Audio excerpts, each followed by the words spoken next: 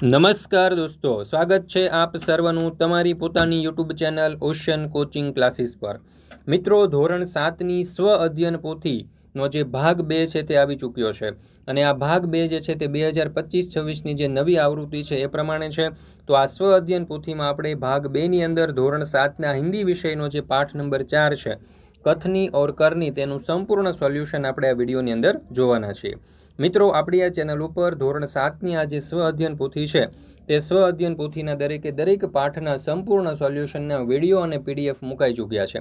તો જરૂરથી આ વિડીયો અને પીડીએફનો અભ્યાસ કરી લેજો તમારી પરીક્ષાની તૈયારી માટે, અને આ સ્વ અધ્યયન પોથીના સોલ્યુશન માટે ખૂબ જ ઉપયોગી થશે। મિત્રો, હવે તમે આ સ્વ અધ્યયન પોથીના સોલ્યુશનની જે પીડીએફ છે તમારા વોટ્સઅપ પર પણ મેળવી શકો છો। તો જરૂરથી વોટ્સઅપ પર પીડીએફ મેળવવા માટે સંપર્ક કરો 70 46 22 22 54 નંબર ઉપર, અને સાથે સાથે આપણા વોટ્સઅપ ગ્રુપમાં પણ જોડાઈ જજો, જેથી કરીને આવનારા તમામ વિડીયો અને પીડીએફની લિંક તમને વોટ્સઅપ પર પ્રાપ્ત થતી રહે। ચાલો દોસ્તો, તો શરૂ કરીએ પાઠ नंबर 4 कथनी और करनी। एमा प्रश्न नंबर 1, सही विकल्प चुनकर बॉक्स में सही का निशान कीजिए।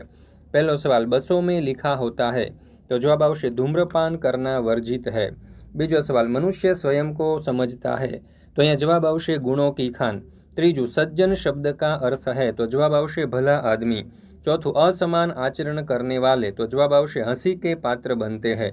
त्यार पछी पांचमो सवाल, हमारे व्यवहार में क्या होना चाहिए, तो जवाब आवशे विनम्रता। छठुं, मनुष्य को अभिमान है अपने गुणों पर। सातमो सवाल, जो लोग आदर्शों को अपनाते नहीं उनका खाली जग्या अच्छा नहीं होता, तो जवाब आवशे आचरण। आठमું, कथनी और करनी में सदैव, तो जवाब आवशे समानता रखनी चाहिए। મિત્રો, ધોરણ 3થી 10ની નવી સ્વ અધ્યયન પોથી 2025-26ની આવી ચૂકી છે, અને આ નવી સ્વ અધ્યયન પોથીના સોલ્યુશનની પીડીએફ જો તમારે વોટ્સઅપ પર જોઈતી હોય તો તમે વોટ્સઅપ પર પણ પીડીએફ મેળવી શકો છો, અથવા તો આપણી એપ્લિકેશન પર પણ પીડીએફ મુકાઈ ચૂકી છે। એપ્લિકેશન પર પીડીએફ ડાઉનલોડ કરવા માટેની લિંક નીચે તમને ડિસ્ક્રિપ્શન બોક્સમાં આપેલી છે। ઓશન કોચિંગ ક્લાસીસ એપ્લિકેશનનું નામ છે, જરૂરથી ડાઉનલોડ કરી અને આ જે સોલ્યુશન છે તેની પીડીએફનો અભ્યાસ કરી લેજો। સાથે સાથે આપણા વોટ્સઅપ ગ્રુપમાં પણ જોડાઈ જજો, જેથી કરીને સ્વ અધ્યયન પોથીના સોલ્યુશનના આવનારા જે વિડીયો અને પીડીએફ છે તેની લિંક પણ તમને વોટ્સઅપ પર પ્રાપ્ત થતી રહે। ત્યાર પછી છે પ્રશ્ન નંબર 2, परिच्छेद को ध्यान से पढ़कर प्रश्नों के उत्तर लिखिए। एमा पहलो सवाल, जीवन में समय का महत्व क्यों है, तो उत्तर, जीवन में समय का महत्व इसलिए है क्योंकि कार्य की सफलता और सुंदरता तभी है जब वह उचित समय पर किया जाए। बीजो सवाल, खेत का रखवाला उपहास का पात्र क्यों बनता है, उत्तर, खेत का रखवाला उपहास का पात्र इसलिए बनता है क्योंकि वह चिड़ियों द्वारा खेत चुग लिए जाने के बाद उसकी सुरक्षा की व्यवस्था करता है। तीजो सवाल, गौरव कब माना जा सकता है, उत्तर, गौरव तभी माना जा सकता है जब कार्य समय पर और लाभकारी रूप से किया जाए, जिससे उसका उचित परिणाम और लाभ मिल सके। चौथो सवाल, गद्यांश का मुख्य भाव क्या है, उत्तर, हर कार्य का मूल्य और सुंदरता तभी है जब वह समय पर किया जाए। समय से किया गया कार्य ही सफल और उपयोगी होता है, देर से किया गया प्रयास निष्फल और व्यर्थ हो जाता है। ત્યાર પછી છે પ્રશ્ન નંબર 3, નિમ્નલિખિત પરિચ્છેદ को फिर से लिखिए। તો અહીંયા આપણને જે પેરેગ્રાફ આપવામાં આવેલો છે તે તમારે ધ્યાનપૂર્વક વાંચી અને કોઈ પણ પ્રકારની ભૂલ વગર સુંદર, સ્વચ્છ અને સુઘડ અક્ષરે લખવાનો છે। ત્યાર પછી છે પ્રશ્ન નંબર 4, प्रश्नों के उत्तर लिखिए। एमा पहलो सवाल, बाग में टहलने से क्या लाभ होता है, उत्तर, बाग में टहलने से शरीर को ताजगी मिलती है, मन शांत होता है और स्वास्थ्य अच्छा रहता है। ताजी हवा और हरियाली से मानसिक तनाव कम होता है और व्यायाम भी हो जाता है।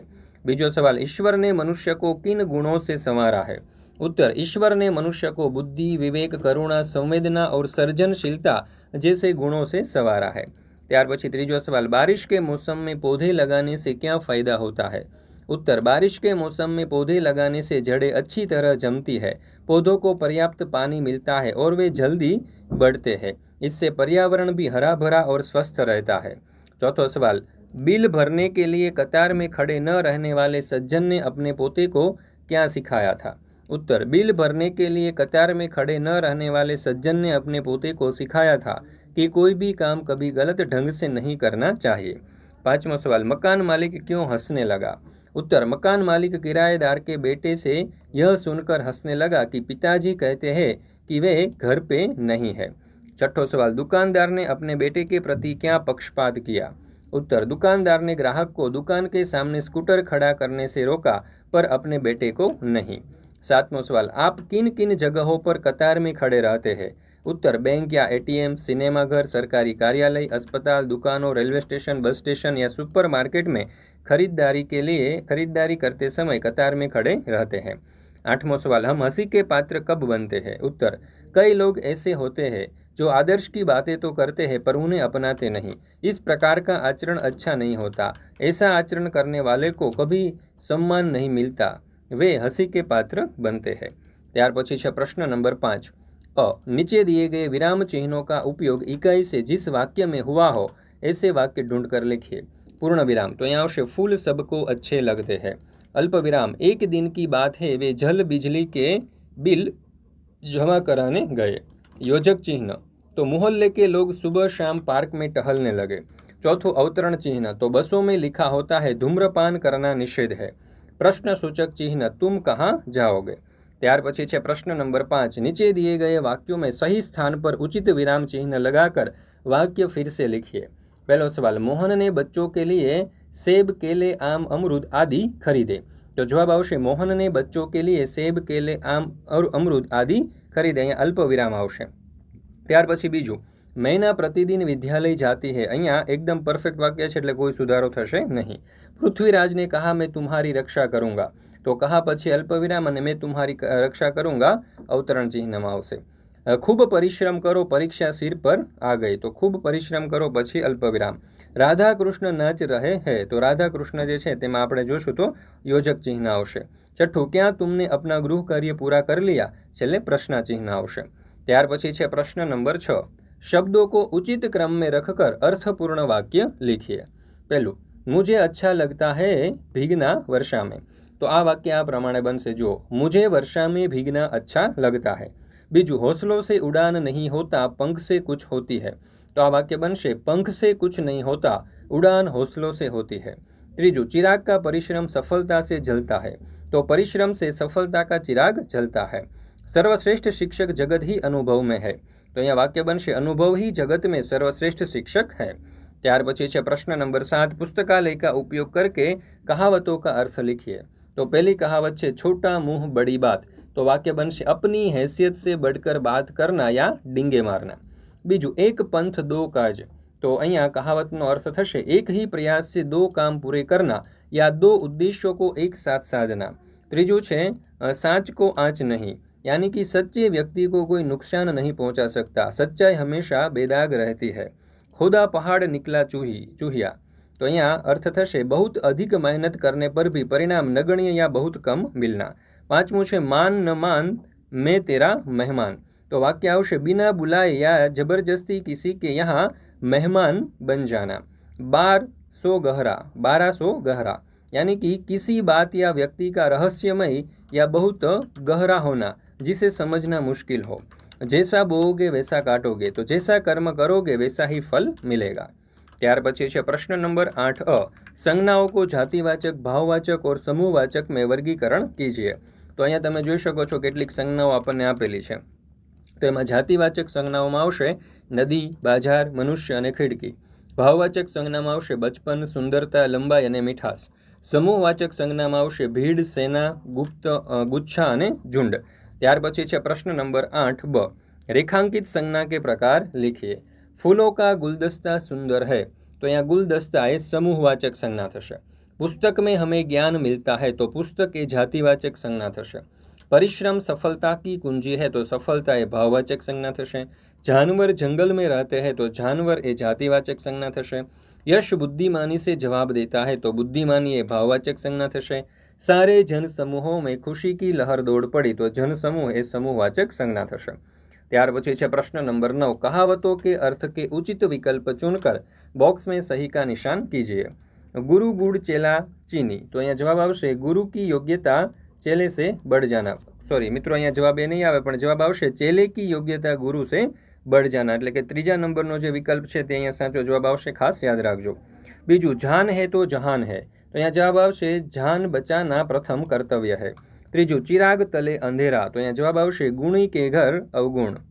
ત્યાર પછી છે ચોથું, जैसी करनी वैसी भरनी। तो અહીંયા જવાब આવશે कर्म का फल पाना। પાંचमુं नेकी और पूछ पूछ, तो अहींया जवाब आवशे भलाई करने के लिए किसी से क्या पूछना। त्यार पछी छे प्रश्न नंबर 10, अपनी राय लिखिए।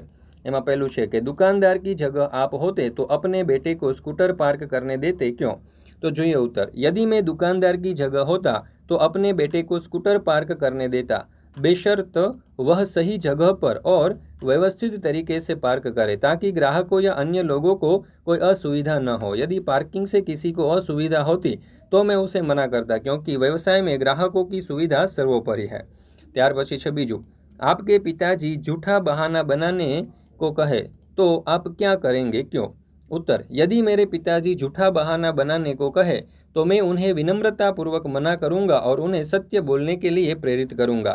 झूठ बोलना अनैतिक है और इससे विश्वास टूटता है, चाहे वह कितना भी छोटा क्यों न हो। ईमानदारी हमेशा सर्वोत्तम नीति है। त्यार पछी त्रीजू, तकनीकी के ज़्यादा प्रयोग से लाभ या हानि? तो तकनीकी के ज़्यादा प्रयोग से लाभ और हानि दोनों हो सकती है। लाभ, तो सर्वप्रथम આપણે લાભ જોઈએ, जानकारी तक आसान पहुँच, संचार में सुधार, कार्यक्षमता में वृद्धि, नए अवसर। હવે हानि જોઈએ तो सामाजिक अलगाव, स्वास्थ्य संबंधित समस्याएं जैसे आंखों की समस्या, नींद की कमी, गोपनीयता का उल्लंघन, साइबर सुरक्षा जोखिम और वास्तविक दुनिया से दूरी। त्यार पछी छे प्रश्न नंबर 4, यदि आपको रुपयों से भरा बटुआ मिल जाए तो आप क्या करेंगे?